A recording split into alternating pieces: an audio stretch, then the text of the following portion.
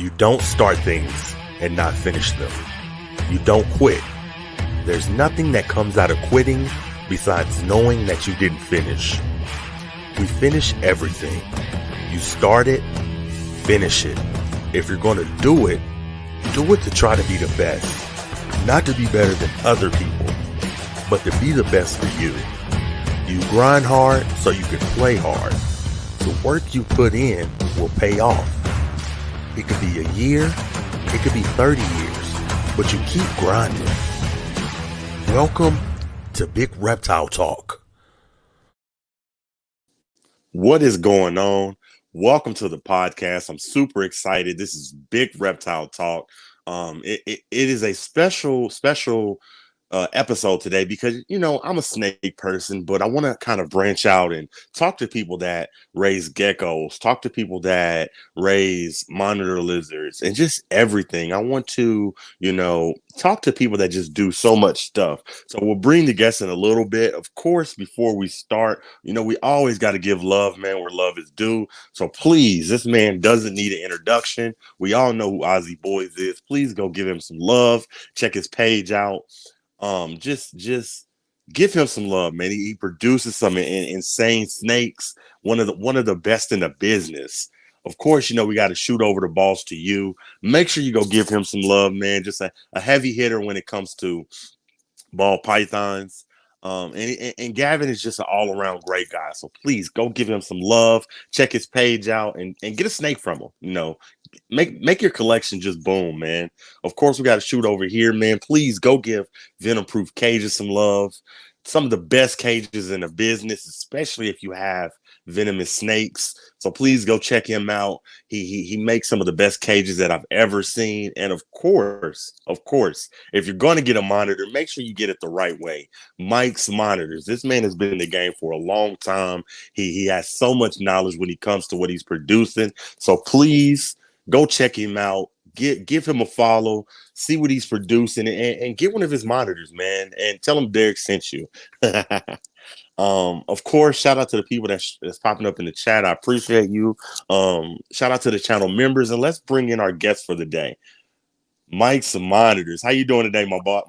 I'm doing good, man. I'm doing good. Nice to be with you, Derek.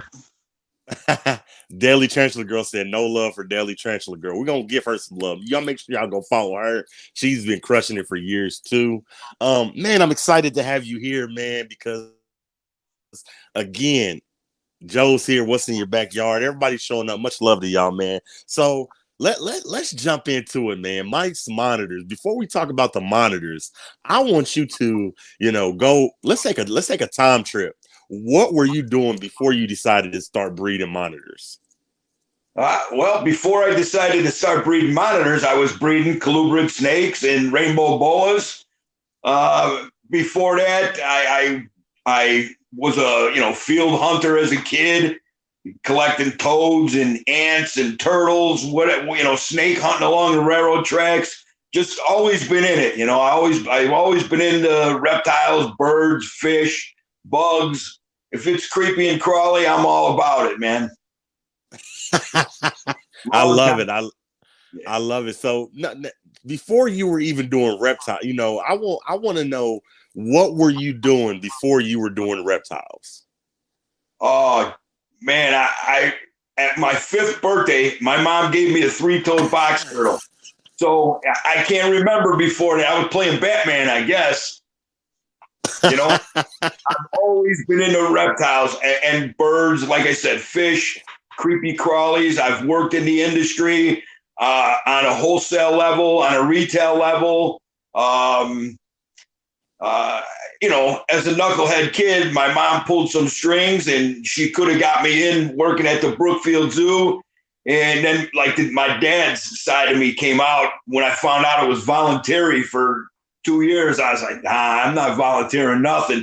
I should have done that though. So I do have some regrets, but whatever. Here I am now, and it's as long as I got my hands in with the reptiles, I'm good. Right. Now, my question to you now is, you are a just so knowledgeable when it comes to the monitors. But I got to ask, what was your wife's thoughts when you told her, you know what, I want to focus specifically on monitors. That's all I want. That's what I want to focus on. How does she feel? What does she think about it? Well, now I got to tell you, man, I'm a two-time loser.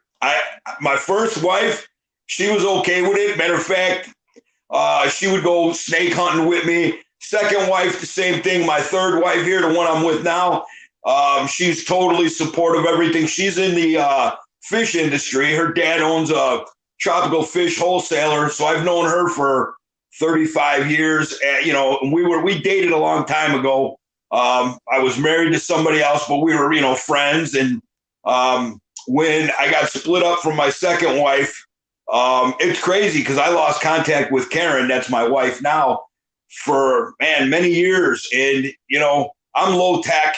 I don't really know all this stuff. So this is like amazing for me. I look like a freaking ghost, but I don't know what to do. She hit me up. My mom was in hospice, and my mom was in hospice for about 3 months. And out of the clear blue sky, Karen reached out to me on Facebook, and she was in tight with my mom back then. And so she met with me at the hospice place, and that was like 7 years ago, and we've been together ever since. Man, when our eyes met after so long of being apart, you know what? I wasn't right for her at the time. She's a good girl. I was a bad boy. I'm a good boy now, but when we got back together, I wasn't a knucklehead, and so I was good for her as well as she's good for me. So that's where I'm at now. But yeah, my wife is into it. All right, I love it. I love it. Now, since you said that your wife is into it, that's good to know, because I want to give you a hot seat question. And the hot seat question is, you have so many projects going on. You could have a project going on over here. You could have a project going on over here. So the hot seat question is, have you ever lied to your wife about the cost of a monitor that you needed? No. No. You want to know something? That's like all in my past. All the deviousness. I mean, I was a troublemaker, and now I'm real open and honest with my partner, my wife, and it works because she believes in me so much.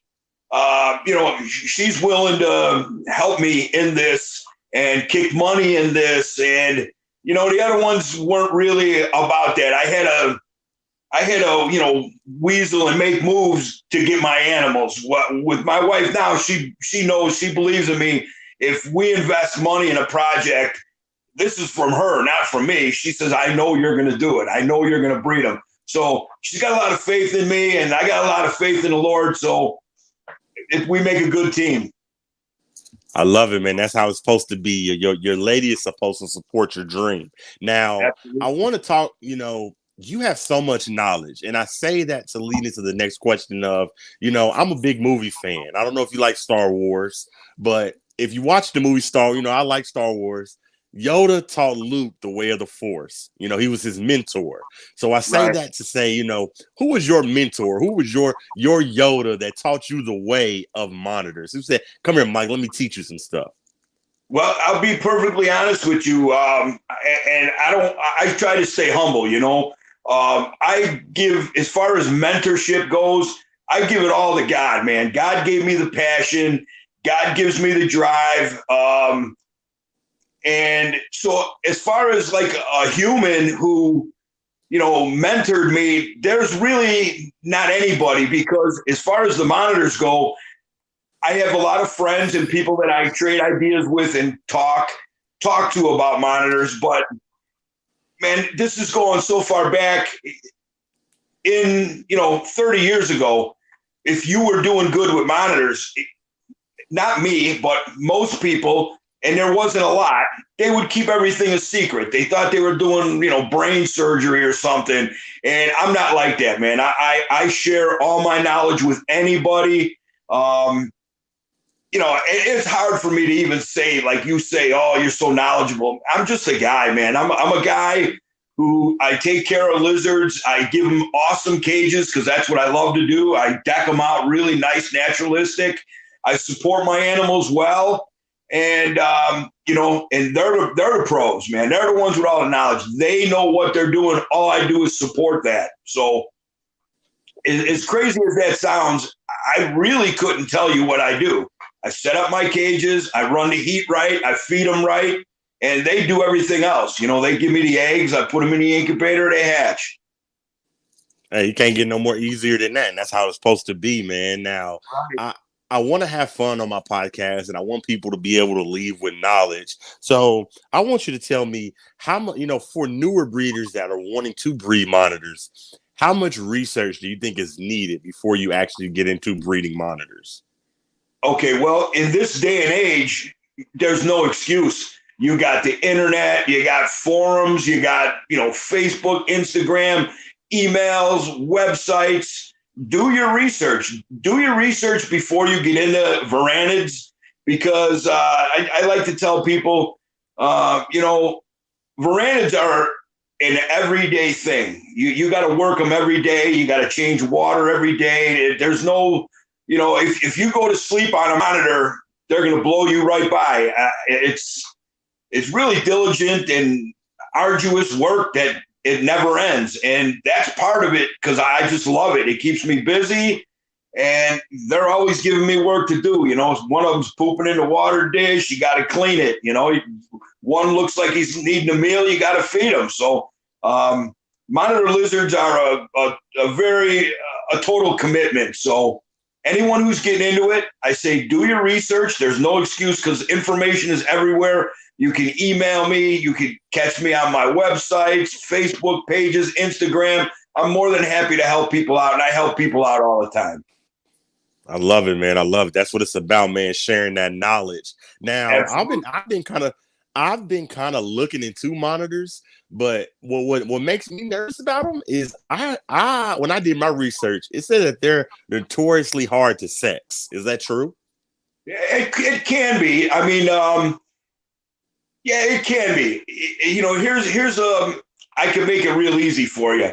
And it just depends on how you see things. If you can see through, like what I can put down in front of you, and you can see that, you can pick it up, it's easy. But a lot of times people will take two monitors, and they'll be like, oh, I can't tell if this is a male or a female. Well, dude, you're looking at two females. So, a lot of times guys will bash their heads up against the wall saying, I can't tell if I have a male or a female. I said, well, you don't. You have two females, or you have two males. That's why you can't tell the difference. For 30 years, I've been saying to people that a male's monitor's tail it looks like an upside down Mickey Mouse head.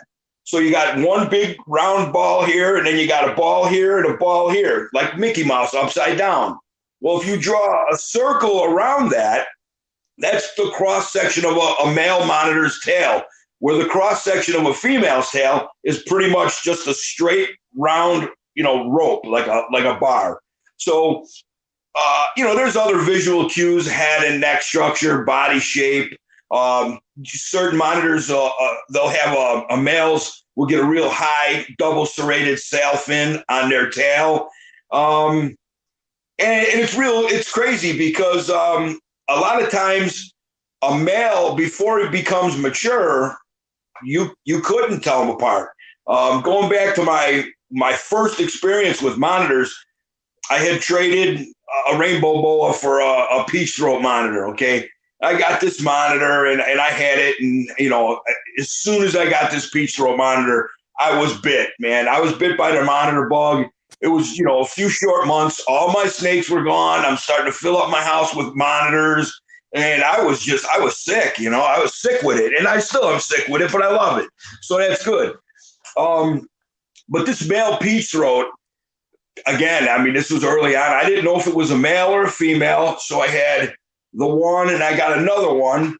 I put them together in a homemade enclosure, and I'm not even exaggerating. This is pretty much, it seems as though it was overnight. I came downstairs, I look at my peach throat enclosure, and I'm like, holy shit, where did that thing come from? He went from, like an unsexable animal to almost overnight. It probably was more than an overnight deal, maybe a couple days. His tail base got really wide. The crest on his tail arced really high, and it was double serrated. And it was so obvious that was a male. And then I had the other one was a female. So, again, if you don't know what you're looking for, it can be tough. But, man, I can teach you real easy, real quick. I have a little drawing that I drew for a friend who he was having trouble sexing. And for years, I always told people about the Mickey Mouse head. And he wasn't really getting it. So I'm like, shit, you know what? I could draw a Mickey Mouse head. So I drew an upside down Mickey Mouse head. I drew a wavy circle around it, like the outside of the tail. And then I did a cross section of what a female's would look like. Sent that to him in an email or whatever, text. And I get a reply like in 5 minutes. He goes, holy crap, man, I can see it now. I really see it. So, over the years, breeding like hatchlings are notoriously, like I said, for that reason. Males will, boom overnight, obviously a male. Well, with all these Mertens that I've been hatching, from my first clutch, I've noticed certain of my hatchlings had like a maroon head, and they were a little different. And the other ones that had the normal olive head with the bright blue lips, they didn't have that maroon tint to their head. So that stuck out in my head. A few more clutches go by, and I'm noticing this again, and I'm noticing it again. I've hatched out so many. But so what I started to do when I held back 5 for myself, and my guesstimate from these cues, I guesstimated that I had 2 males and 3 females. Well, they're over 2 years old now, and they are indeed 2.3. So I use these little cues on the Mertens, and I'm starting to pick up cues with my coming eye as well. But I had just sold a pair 2 years ago to a friend, and he wanted a pair. And I'm like, well, I can't guarantee it, but this is what I'm seeing. And if you will take these two, if anything happens down the road and they are 2 males or 2 females, we'll make it out. We'll switch it up. We'll get you straight. So he's a local guy, and he's real good. He just emailed me 2 days ago, and he sent me pictures of the Mertens that he got from me 2 years ago, and they are indeed 1.1 pair. So these cues that I'm picking up on these babies, I really think are identifying markers as far as sexual dysmorphism goes. Right. Well, I heard that. So that is how you sex him. He said he knows. Mickey Mouse right there. He's giving you that knowledge, and that's why he's here. Now, my buddy Joe wants to know, what's your favorite monitor species to work with? My favorite species to work with. See, you're talking to a Varanaholic. I'm addicted to this stuff. So I love them all. But my favorite to work with are probably the Mertens because, like I said, I'm into building naturalistic enclosures and really cool water features and just decking shit out. I really like it to look, as close to what I think, Australia outback would look like. So Mertens they're such great lizards, man. They do everything they do on land, they do in the water. They eat, they copulate, they have sex, they court. Everything is in the water. So if you give them a nice water feature with a viewing window like my enclosure, you get to see all these behaviors underwater, up in the terrestrial parts of the enclosure. So to answer that shortly, Mertens monitor is my favorite to work with. Peach throats are probably my favorite of all times. I just love them. It's the first monitor that I hatched out, and when I hatched that, man, they are so beautiful as hatchlings. But I like them all, man. I mean, Varanus similis, they hold a spot in my heart. I never bred them. I kept them. I haven't bred those yet. So I love it, man. Now, I want to have fun, and I want new monitor breeders to be able to come here and get some knowledge. So I want you to talk about longevity. And when I say that is, people believe that they could just jump into any game, start breeding, and be millionaires, and it's not like that. I want you to talk about, for newer breeders, longevity, and not necessarily you, but how long do you think someone breeding monitors should feel like that they necessarily won't make a profit? How many years do you think that they should be breeding before they see themselves profitable, is what I'm trying to say. Okay, yeah, I understand. Well, profitable, and there's more than one way to profit. You know what I'm saying? Profit by money. That's what people are looking for. That's the world. That's what the world wants you to do, is be financially profitable. I, on the other hand, I want to satisfy my soul and my heart and my passion for these animals. So, and not a lot of guys are going to like to hear this. My electric bill is $1,000 a month. My food bill for feeding all these animals, probably $800 every 2 months.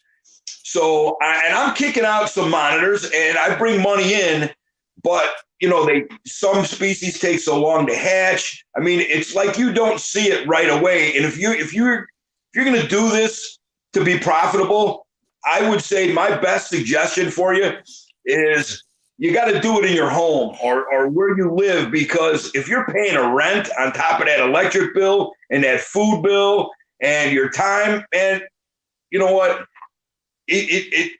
I don't personally see how people make money. I'm not a business guy. I don't care about money. Honestly, I really don't care about money. My wife is a business lady. She cares about money. So if she's happy, then I know I'm doing something right. We pay our bills. We pay our electric bill, our food bill with all of this. But as far as like straight profit, going out and buying a car with, profit type money, man, you better be in the game a long, long time. And, again, you got to build a reputation for where people want your animals. You got to know what you're doing, with your genetics. And there's not a real lot of genetic diversity in a monitor racket, because most, everything from Australia has been here for a long, long time. So you're not popping out, albino Ackies. And personally, I'm glad. I'm good with that. I'm not a color morph guy, but like I tell people, if I hatched out an albino Mertens, I'm not going to throw it away. I'm going to take that to the bank for sure. So, you know what? Like, I guess the best thing for me to say to people, if you're looking to make money breeding monitors, man, you're doing it wrong. You got to have the passion for these animals. Once you got the passion and you're feeding your soul with this, everything else, it comes to you, man. It's like rain, man. It starts a little bit before you know it, it's pouring on you. And also, you got to put it out. You know what I'm saying? You can't, people who hoard knowledge and stuff, I mean, that's not the right thing to do. Like you're talking about profit. You know what's profitable for me? When that kid came to me 2 years ago and he said this, Mr. Stefani. I said, what? He said, Mr. Stefani. I said, no, Mr. Stefani, that's my dad. And he's dead. I'm Mike. Okay. I get the respect and all that. You know what I'm saying? But he came to me and he wanted to know if I would sell him Mertens. I said, yeah, I'll sell you Mertens. But, before I sell you Mertens, I want you to understand what it takes to keep these in the right way. I told him everything about a big water feature and filtered water and heated water and, the proper temperatures and lights. And, so we got off our communications and he went away. And, a lot of times that scares off people because there's a lot of work with this stuff, a lot of work, especially with the Mertens. Like 2 weeks gone by and he gives me another text with a picture. He goes, hey, Mike, you think this will do? I said, damn, you're ready for him. I mean, he decked out an enclosure, put a giant water feature in there. And now to me, that's profit. That's profit, knowing this guy is going to go on to do great things with my animals. So, money it's not always about money.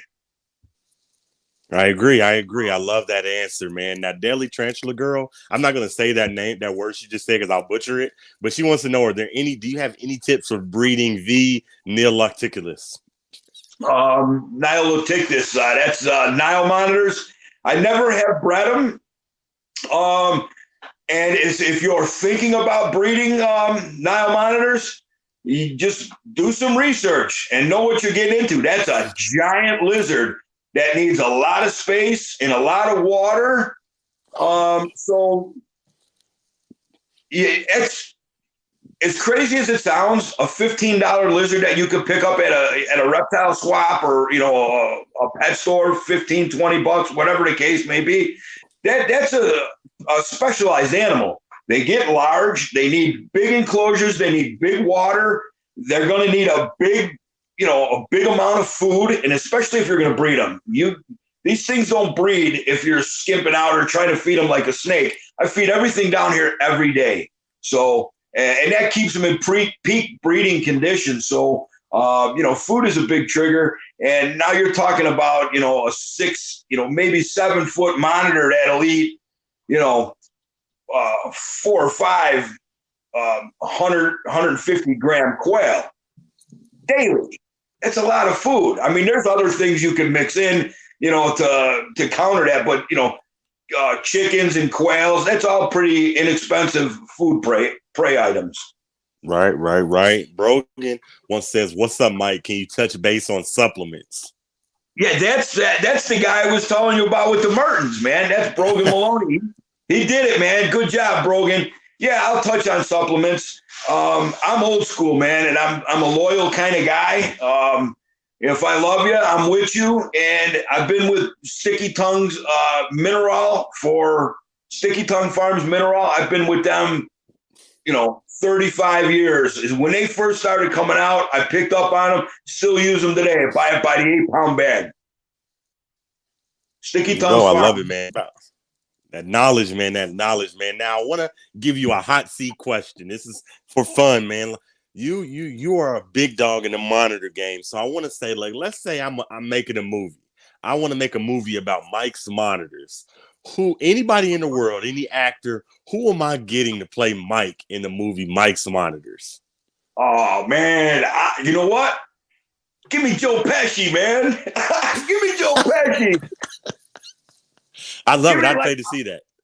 Yeah, like Goodfellas, Joe Pesci. I want him kicking people, and I'm only joking. You know what I'm saying? Yeah, probably like Joe Pesci somewhere. I'm a short little guy, So I love it, man. I think people would like to see that. Now, I'm a snake guy. I'm real big. I love snakes. I'm real big into the snake part of the hobby.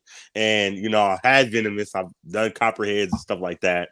And some of the biggest misconceptions about venomous snakes is you get bit, you're dead. That's not true. As long as you get to the hospital, you have a good chance of surviving. So I say that to lead into the next question. When it comes to monitors, what are some of the biggest myths and misconceptions that you know about monitors that just aren't true? Okay. I don't know if it's a misconception or if it's ignorance, and I'll say it's ignorance because there's a lot of poor care sheets out there and bad information. Rodents and monitors, no good. I mean, occasional rodents are fine, but people think I'm going to get for example, a Nile monitor. That's a big lizard, and as they get big, you got to think outside the box, because if you give that thing mice and rats, what happens is they get big and fat. They're in way too small of an enclosure, so they don't burn off that calorie. Now, what happens is they build up fat stores and they get fatty liver, and these animals won't survive with those bad conditions. Monitors, they're survival specialists. When times are lean, they know what to do. When times are plenty, they take advantage of it. They fill up, they get into good shape, and that carries them through these hard times. But even when these hard times get really, really hard, they're still survivors, They build up fat stores. But now, like I say to you and everybody, I feed these animals every day. I like to be careful with this because rodents make up less than 5% of the diet I give all of my animals. I give a lot of quails, a lot of quail eggs, fish. What else do I give? Obscure stuff like snail meat, squid, weird fish from, certain Asian markets that I'll find and just try it out, But for the most part, if you give them young quail or appropriate sized quails, there's not a lot to it. There's a lot of calories to it, which helps them, but there's not a lot of fat. And, rodents are really fatty. They put fat on these lizards. And the bigger they get, like a fat male is useless for breeding. They just become lethargic and they don't really breed. That's me. So, yeah, well, me too. Look at me. I got 8 kids, man. I did something right. I love it, man. I love it, man. Just so much knowledge, man. Now, I want you to talk about, because you have so much experience with monitors. Do you feel like you need to ball train your monitors? I don't think I need to ball train my monitors. People do it. I'm not against it, but I guess I train them without the ball. You understand what I'm saying? If they see me with tongs in my hand, they know it's feed time. If I don't have tongs and a tray in my hand, they don't think of food. So I don't need a ball to do that. When you keep monitors the way I keep monitors over the years, you become, it's like a dance, man. They're your dance partner and you're their dance partner. They see you come into the room. I mean, geez, I know my animals can tell if I'm going to be down here for 10 minutes or if I'm coming down to work. They know that and they act accordingly. Like if they know I'm just coming in to whatever, turn the lights on, wash my hands, whatever the case may be, they don't move. They stay in their basking spots, whatever. But when I come in, walking in this room, and they understand that. They pick up on sound cues. Like they know when I'm walking around upstairs. They know that. When they hear me coming down the stairs, they get excited. When they hear the door open and it bops a little bit, they know I'm in the room. And they become alert. And if they see I'm there with a purpose, they get excited knowing food's coming. A lot of times I'll come down and I'll do, 3-4 hours worth of work as I'm defrosting all their food. They don't, they just go about their business. But when I go back to that sink and they can hear me clinking with the dishes and stuff, then they come to the doors and they're just waiting on their food. Highly intelligent animals. They'll pick up on your on sound cues, visual cues, and like I said, you become, I guess, on this level, you become like partners with them. I don't. I sit down here and I observe them a lot, but they know what I'm doing down here. They know when I'm changing water. They can hear the valves going on and off, and they know when I undo the hose. They know I'm changing water. So, yeah, they become accustomed to your behaviors as well as you with theirs. Right. I love it, man. Now, you've been breeding monitors for so long, and this is the beginning of a new year. So I want you to give your advice to up-and-coming monitor breeders. What are some of the projects that you feel like breeders need to be in this year? What is the wave? What are the monitors that everybody should be involved with right now? Well, I think, a lot of the not commonly bred species, but commonly imported, peach throats, any of the Indicus complex, teamer monitors, the obscure stuff that are still being imported. If we can get more people breeding them, and it, people say all the time that they'll say to me, oh, yeah, I'm going to breed those. I want to breed Nile monitors or Savannah monitors because I want to alleviate the importation of them. As long as they allow importation, they're going to come in by the thousands. There's no one, two, not even a group of like a breeders union is going to take away from what they steal out of the wild, because as long as they're allowed to steal it out of the wild, that's what they're going to do. They're going to steal it out of the wild. And, people overseas, they have a different life than us. We think about, and this is what's really sad, to be perfectly honest with you. Nile monitors, savanna monitors, Asian water monitors that are imported. These are animals that sell here for, 10, 15, 25 water monitors, $150. And, when you spend that kind of money and somebody says, well, yeah, I'll put it in a 40 breeder. Like, no, dude, you got that all wrong. Be glad you got a cool animal for $20, set it up in a nice cage. You didn't spend nothing on the animal. Spend it on the cage, spend it on the equipment, and care for that animal, because somebody raped that thing out of nature, and some poor bastard over in Africa, you paid $20 for it. That guy in Africa got maybe 20 cents for it. It's all about respecting nature, and like I said, the most important thing, if you breed the stuff that's commonly imported, you don't make money anyway. So you're not going to make money. You're not going to alleviate that. What it boils down to is when they close those borders, that's when everyone's going to say, oh, I want to breed savanna monitors. Why didn't you want to breed them when they were $20 and you could get them, thousands a year? No, they're just too common. They're throwaway. See, that's the problem with these imports.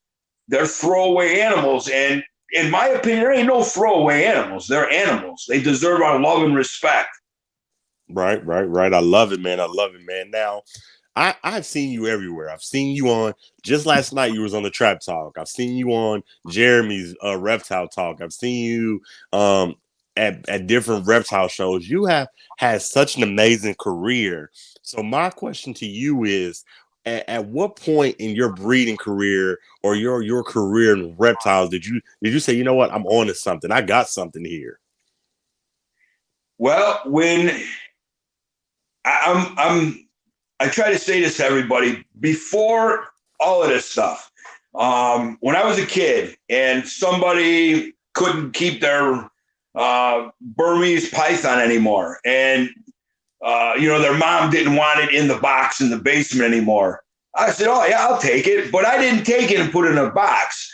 I put it in a nice enclosure. And to me, I get so much excitement out of setting up an enclosure, trying to make it look as natural to their habitat as possible. So to me, that's really what it was. When I got into monitors, I was like, wow, man, when I first got that peach throat, I was a snake guy. So I was doing North American desert rat snakes, setting them up, with rocky outcroppings, really nice setups, beautiful stuff.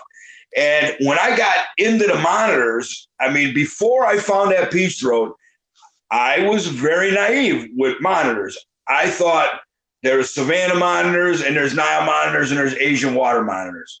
When I got that peach throat, that night I went home and I was like, let me look up something. So I started doing research on them. And then I found green tree monitors, black tree monitors, and I'm looking at their habitats and I'm like, oh my God, bingo. And it went off like a light bulb in my head. And, I knew I wanted to work with them, but I didn't realize the passion that I had for them at that time. Now I see it. I love these animals.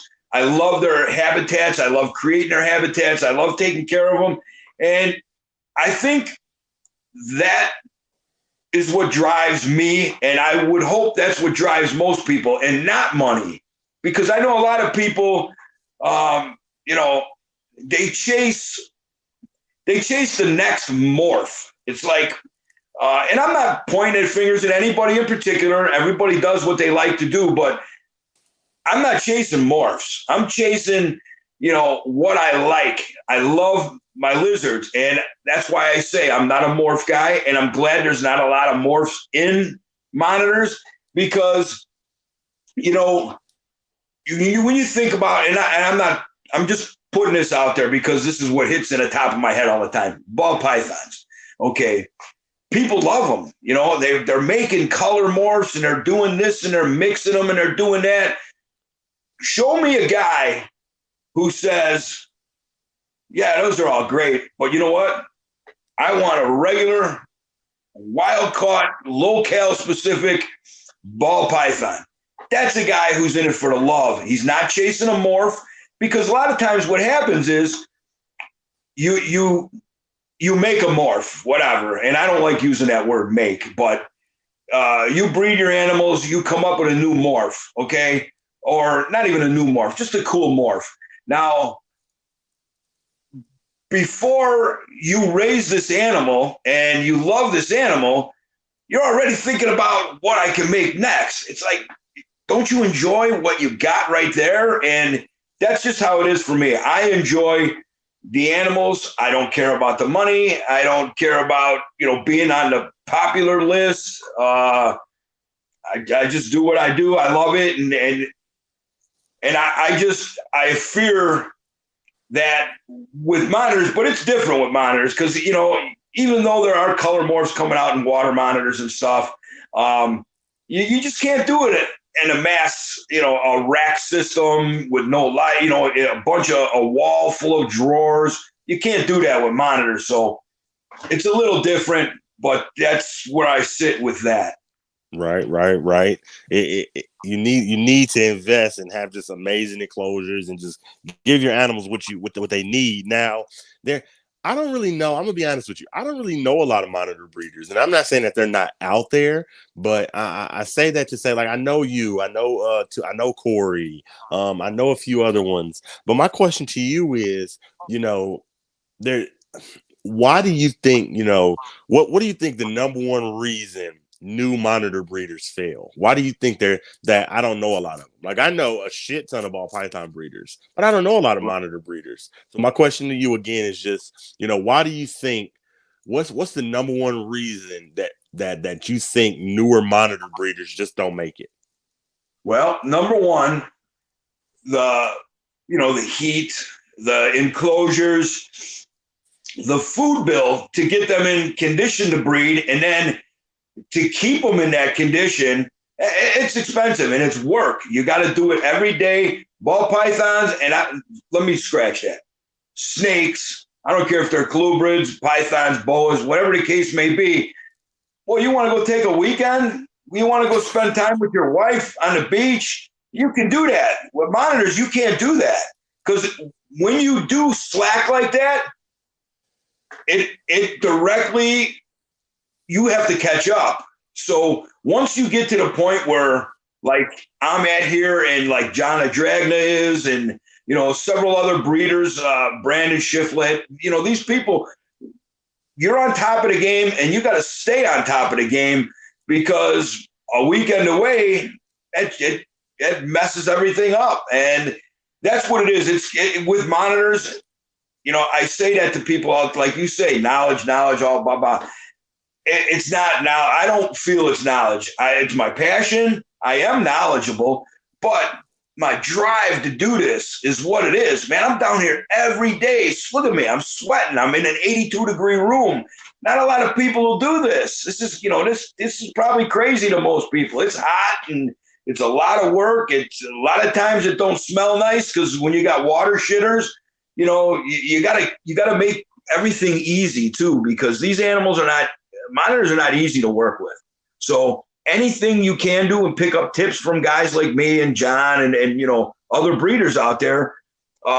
We've been doing this a long time, and there's a reason we do what we do. I can remember going back to when I started. I used to take those big mortar tubs. I never had drains, but I was young and strong, so I'd take them out of my enclosure, and they're full of shit water, smelling nasty, and you're slopping it around. You're trying not to get it on you or the floor, and you pour it in the sink, and you clean it, you fill it up.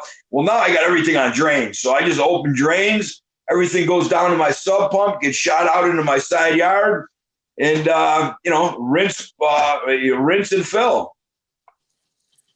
I love it, man.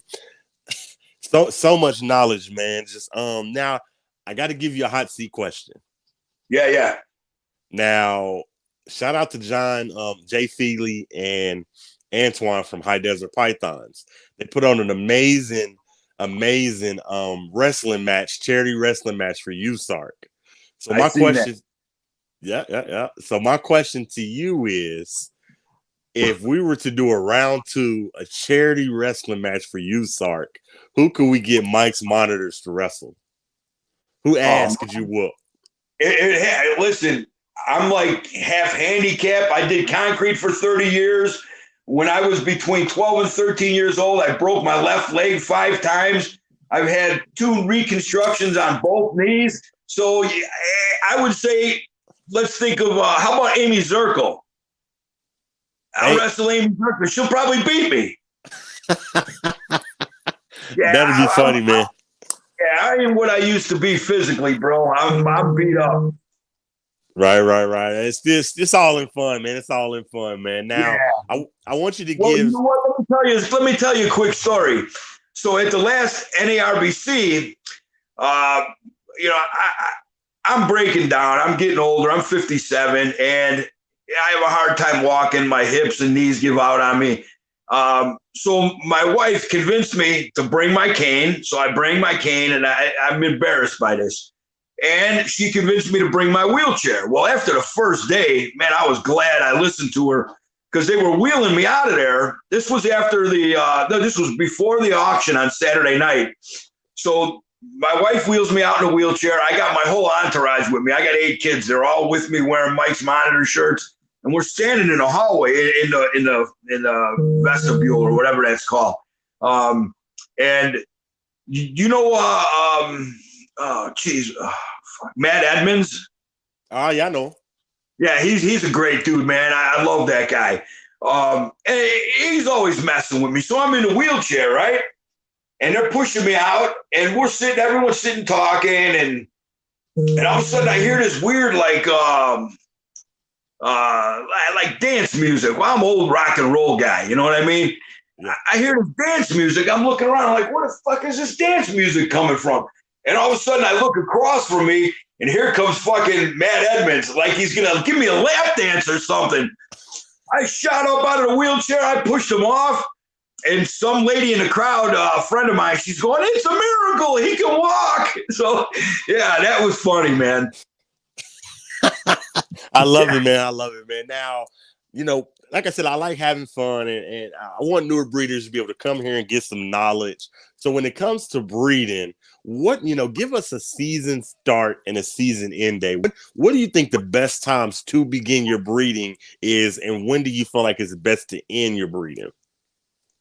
You know what? I have this philosophy with breeding monitors that the season started today and it ends when they are dead. Basically, I keep them in peak. I maintain my animals in with optimum temperatures, optimum feeding schedule, optimum cleanliness and water. And I just, like I say, I just do what I do. I do it to the best of my abilities. And with what I do, there's no breaks.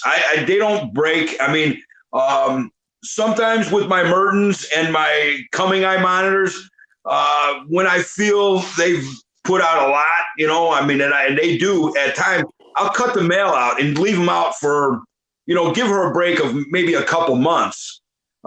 Because when she's in peak breeding condition and she's cycling and throwing pheromones, there's nothing stopping that male. So when she's ovulating and cycling, the males just come in and they do what they do. And I multiply house most of my species all in groups. So I don't cool anything off. I don't start a rain season. I don't do none of that. I just do what I do all the time, and they produce all the time. Okay, excellent knowledge to give.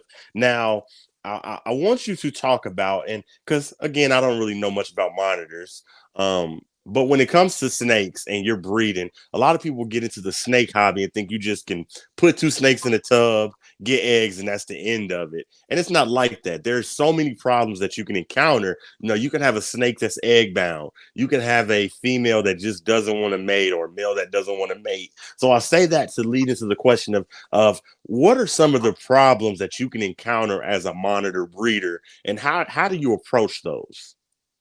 Okay, well, when you get to the point where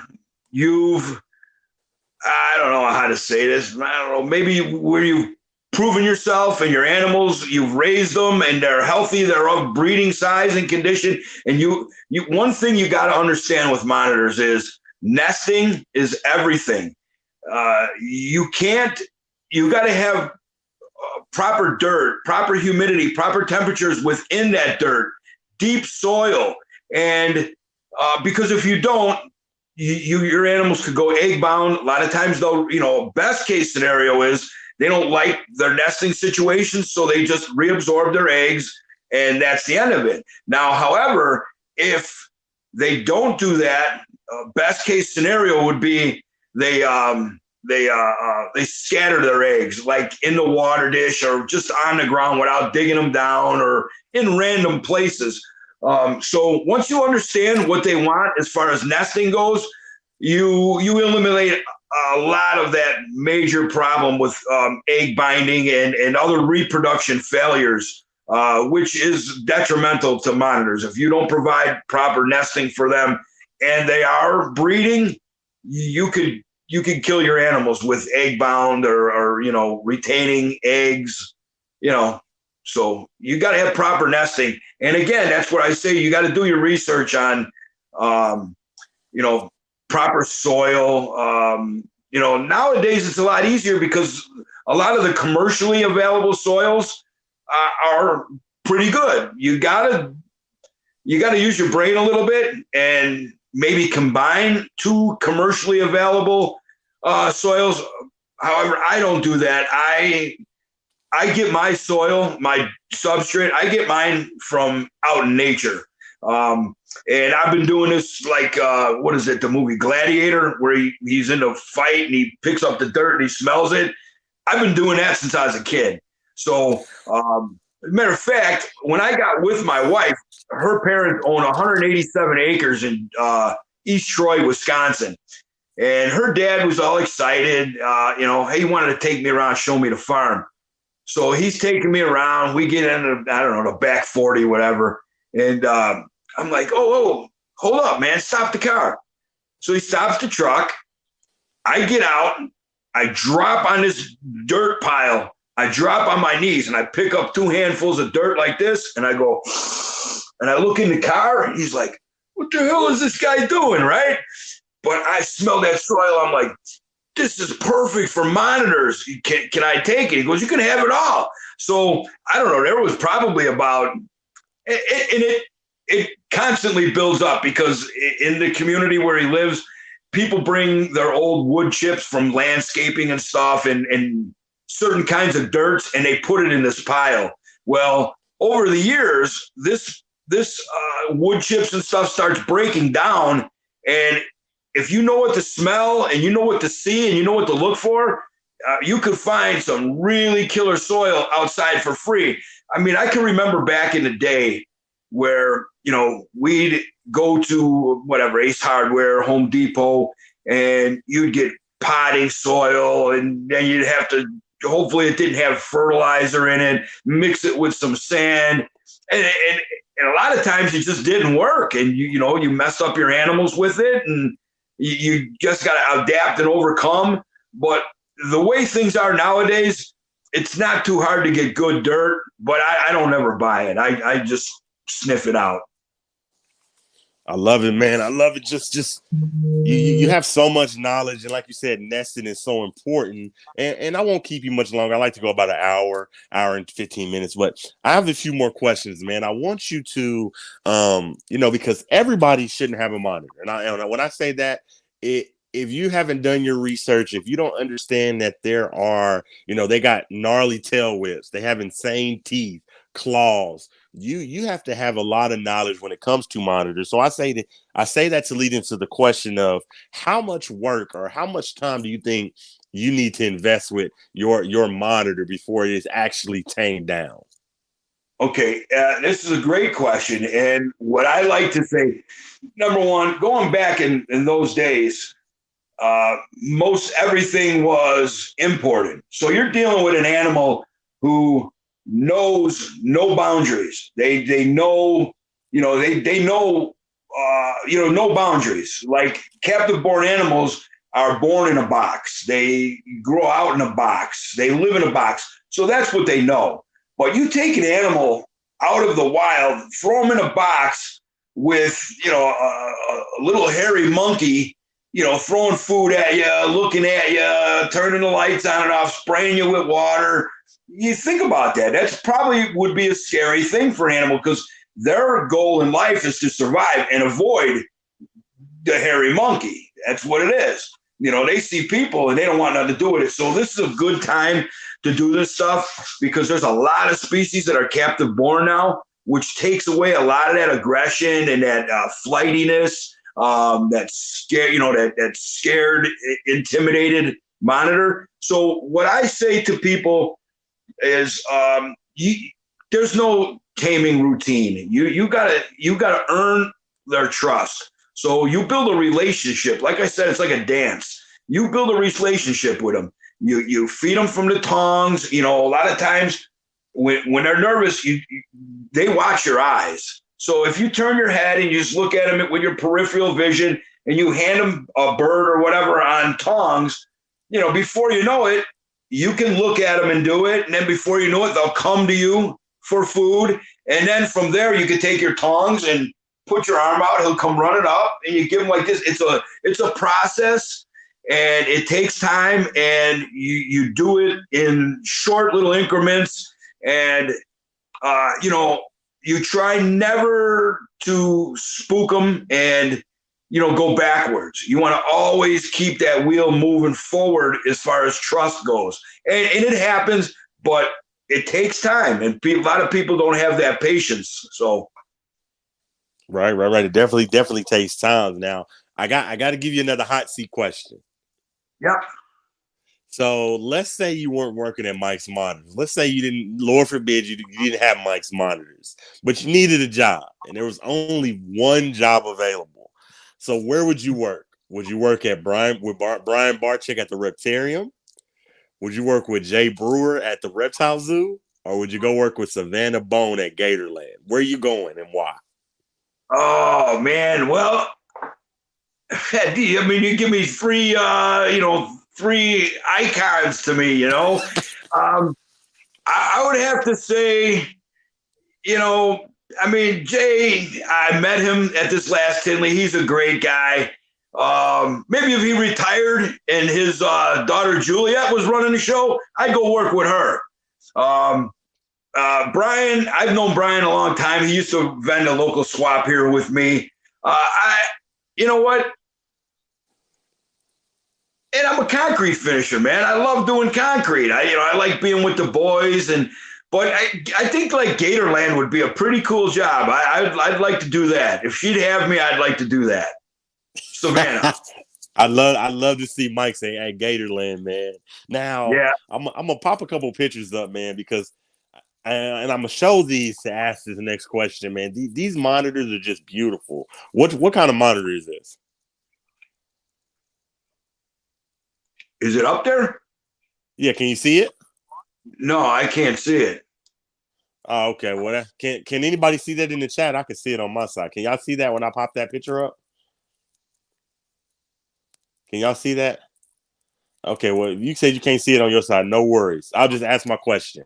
You have made some of the most incredible creations. So my question to you is, have you ever had seller's remorse where you're like, shit, I wish I wouldn't have sold that? Oh yeah. I have. I have.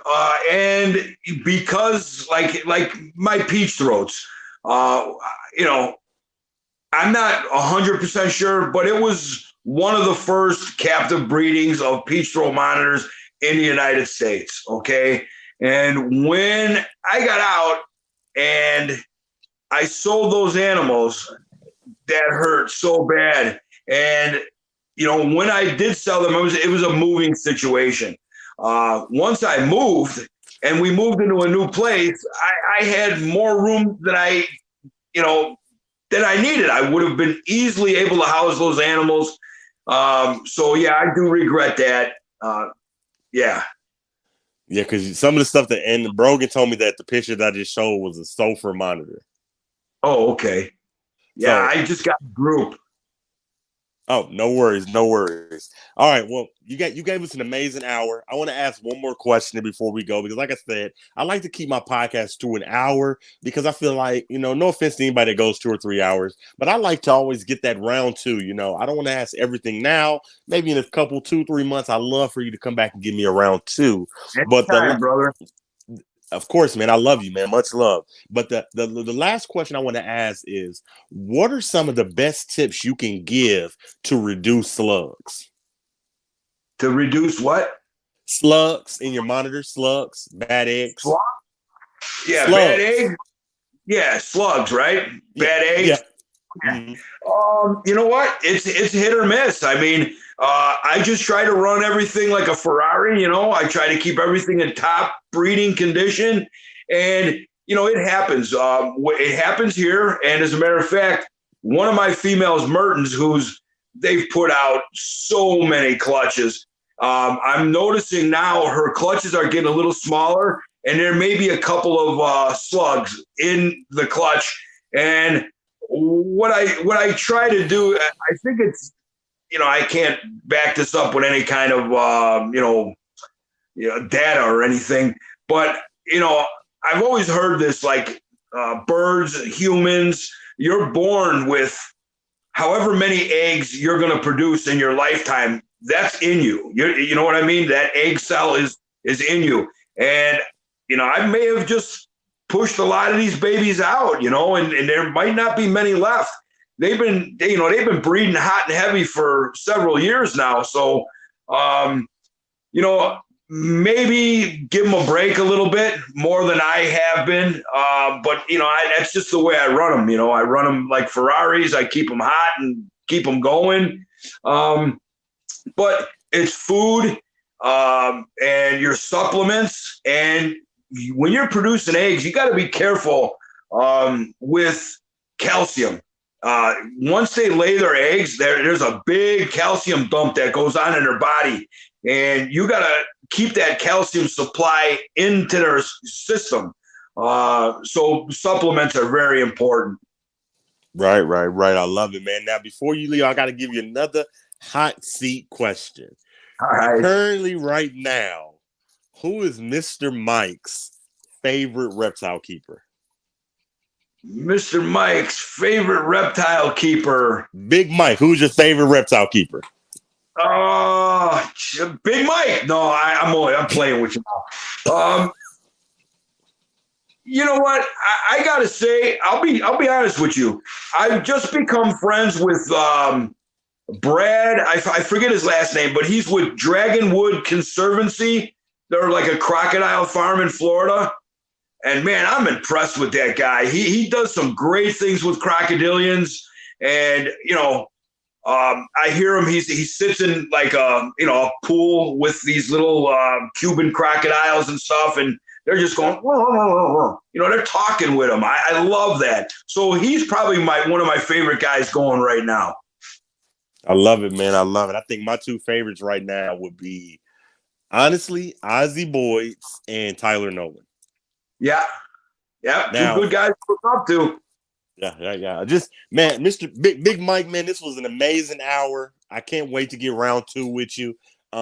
Just thank you for coming on my podcast. I appreciate you. I appreciate you too. But man, today's a special day. Two people, and one of them is definitely, in the reptile world and animals in general.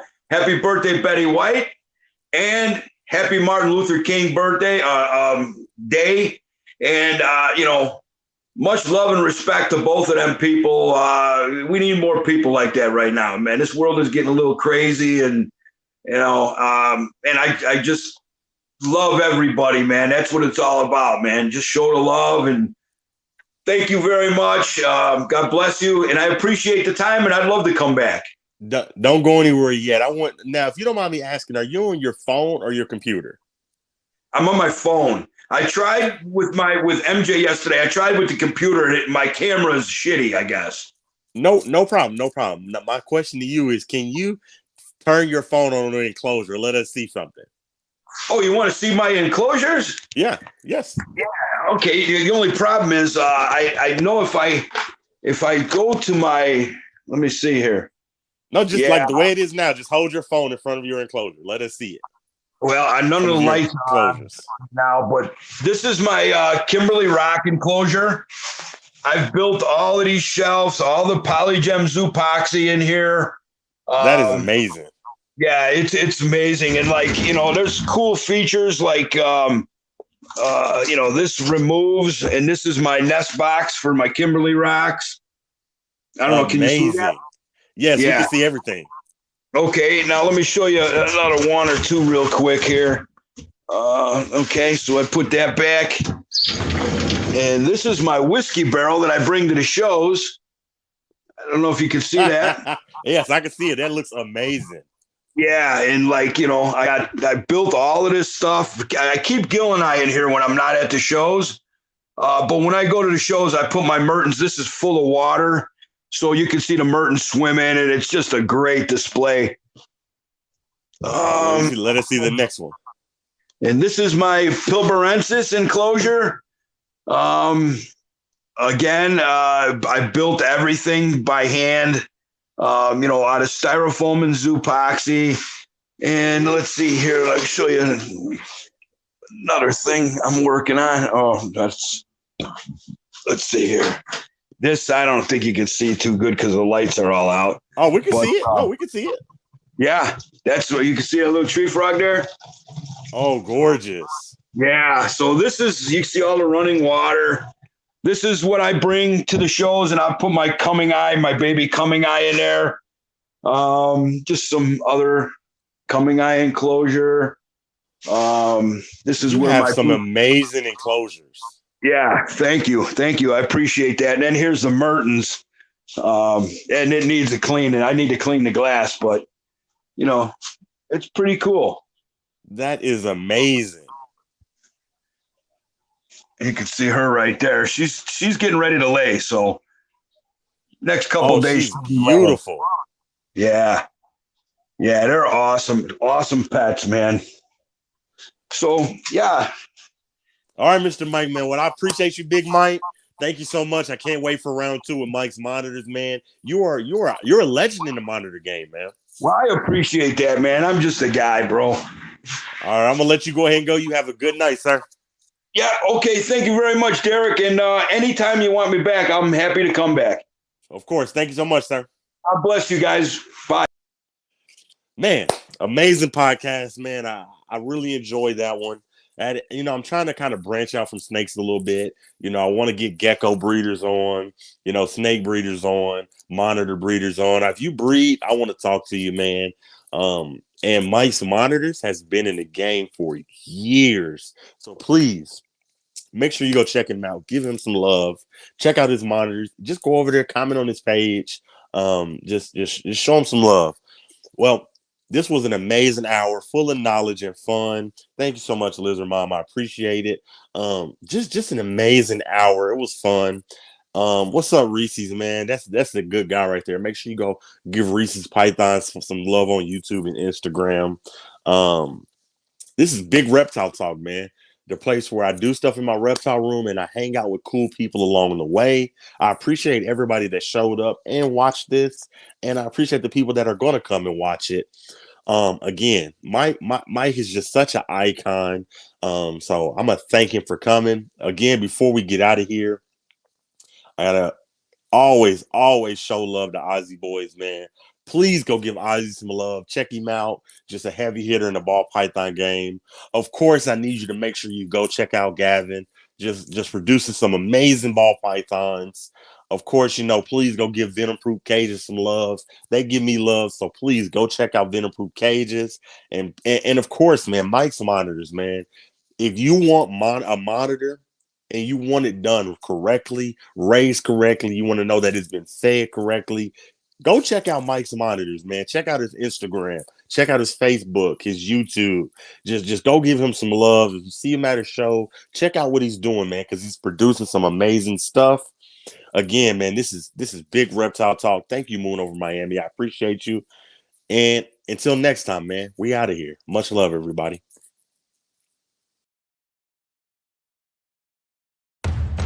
You don't start things and not finish them. You don't quit. There's nothing that comes out of quitting besides knowing that you didn't finish. We finish everything. You start it, finish it. If you're going to do it to try to be the best. Not to be better than other people, but to be the best for you. You grind hard so you can play hard. The work you put in will pay off. It could be a year, it could be 30 years, but you keep grinding. Welcome to Big Reptile Talk.